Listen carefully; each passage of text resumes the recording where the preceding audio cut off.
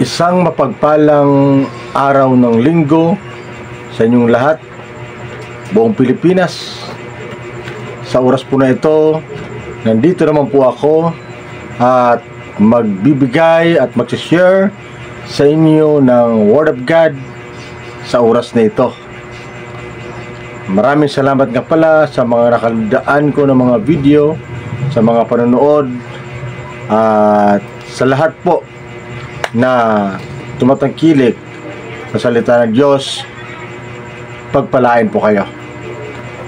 Sa oras na ito, mayroon naman po tayong bagong pag-aaralan at bagong isi-share sa inyo sa oras na ito.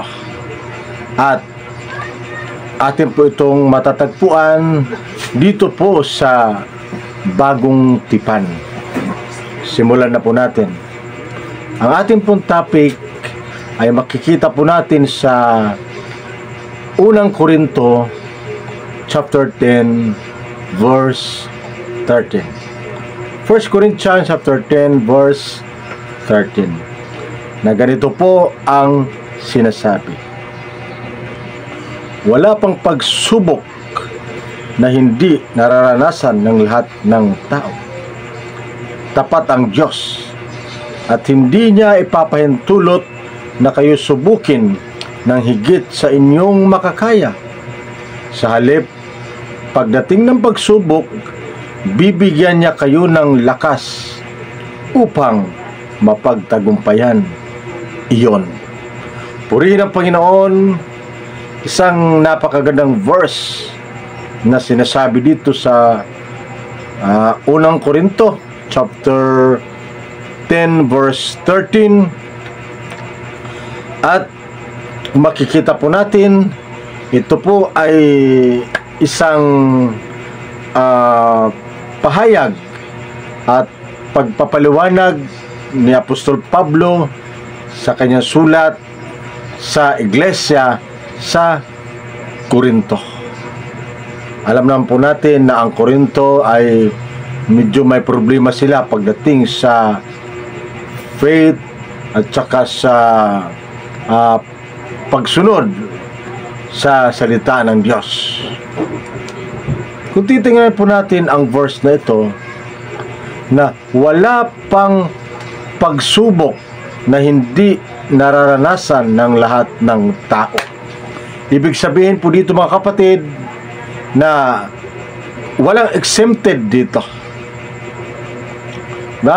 Walang exempted. Pag sinabing walang exempted, it's either you are a Christian or non-Christians, believers or non-believers, nakakaranas ka ng pagsubok sa buhay. Di ba?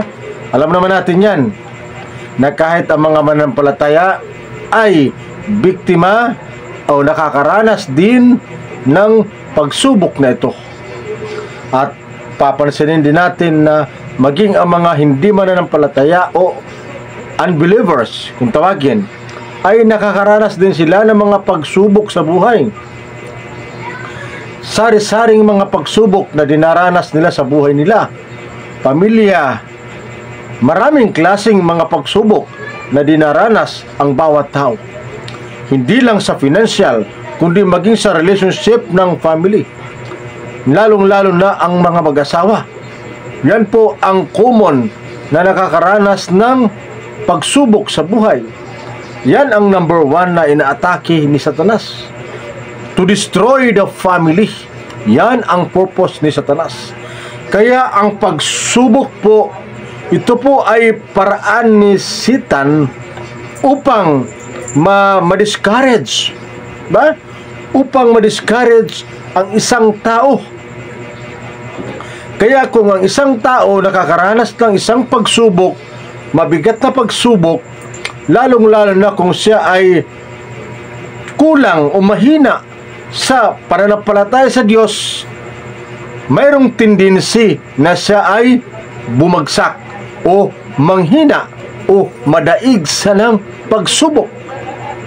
That's why many people today na talagang nag-give up sila, lalo na ang mga mag-asawa o family, Maraming mga broken family dahil sa mga pagsubok na nararanasan na hindi nakakayanan. And even na Christians, ba, na medyo mahina ang kapit sa Diyos, may possibility na sila ay matalo ng pagsubok. Diba? Kaya ang pagsubok po, ito po ay isang idea ni Satan para sirain ang tao na mayroong relasyon sa Diyos. At kahit na siya ay wala pang relasyon sa Diyos, binibigyan talaga siya ng pagsubok upang hindi niya maisip na ang kabutihan ng Diyos ay nakalaan para sa tao, upang hindi makita ng tao ang tunay na kadakilaan ng Diyos. Dahil sa pagsubok, natatakpan, diba? Natatakpan ang isip ng tao, kaya hindi sa ngayon nakapag-isip ng maayos. Dahil sa pagsubok na ang isip niya ay hindi niya kaya, kaya siya ay bumabagsak. Yan po ang unang phrase dito sa ating verse, na lahat po, there is no exemption, walang exempted sa mga pagsubok. Lahat talaga nakakaranas. Tingnan natin na ang kasunod na phrase sa verse na ito, tapat ang Diyos. Tingnan natin na tapat ang Diyos. Talagang tunay na tapat ang Diyos. Siya ay tapat sa lahat, ang Diyos. At ang kasunod, ang sabi niya, at hindi niya ipapahintulot na kayo subukin ng higit sa inyong makakaya. Ayan. Alam ng Diyos ang kakayahan ng tao. Alam ng Diyos kung hanggang saan lang ang ating kaya na pasanin ang problema o mga pagsubok na naranasan natin sa buhay. Alam ng Diyos yan. Kaya kung titingnan natin ang kasunod na phrase, napakaganda dito. Ito'y isang pangako ng Diyos sa atin. Natin na? Sabi dito, tapat ang Diyos at hindi niya ipapahintulot na kayo subukin ng higit sa inyong makakaya. Kaya, alam po ng Diyos ang ating kakayahan. Kung tayo ay matibay, mahina, alam ng Diyos yan. Ngunit, ang pagsubok na binibigay, ito po ay hindi yung lalagpas pa sa ating kakayahan. Ang halimbawa ka dito, ang kaya mo lang na buhatin ay isang kaban na bigas. Pero nagbuhat ka ngayon ng 3 kaban na bigas. Babagsak ka, hindi mo talaga kaya. Dahil yung capacity na lakas mo is 1 kaban lamang. Ngunit nagbuhat ka ng 3 kaban, kaya babagsak ka. Ganon din ang Diyos. Nakikita ng Diyos kung hanggang saan ang ating kakayahan, kung gaano tayo katibay, kung gaano lakas ang ating pananampalataya sa Kanya. Ayan. Kung titingnan natin ang kasunod na phrase, sabi dito, ngunit, ngunit, pagdating ng pagsubok, bibigyan niya tayo ng lakas upang mapagtagumpayan iyon. Grabe. Ganon ka mahal tayo ng Diyos. Ibig sabihin, mga kapatid, pag dumarating ang pagsubok sa buhay natin, andyan kagad ang Diyos. God strengthen us. He always strengthen us. Kung darating ang mga pagsubok, talagang pinapatatag na tayo dahil ayaw ni Lord na tayo bumagsak. Ito, balikan natin, sino ba ang mga taong pinapatatag ng Diyos na ang sabi dito, ngunit pagdating ng pagsubok, bibigyan niya tayo ng lakas upang mapagtagumpayan iyon. Sino ba ang binibigyan ng Diyos ng lakas upang mapagtagumpayan iyon? Hindi maliwanag, mga kapatid, na ang mga nananalig sa Diyos. Yan.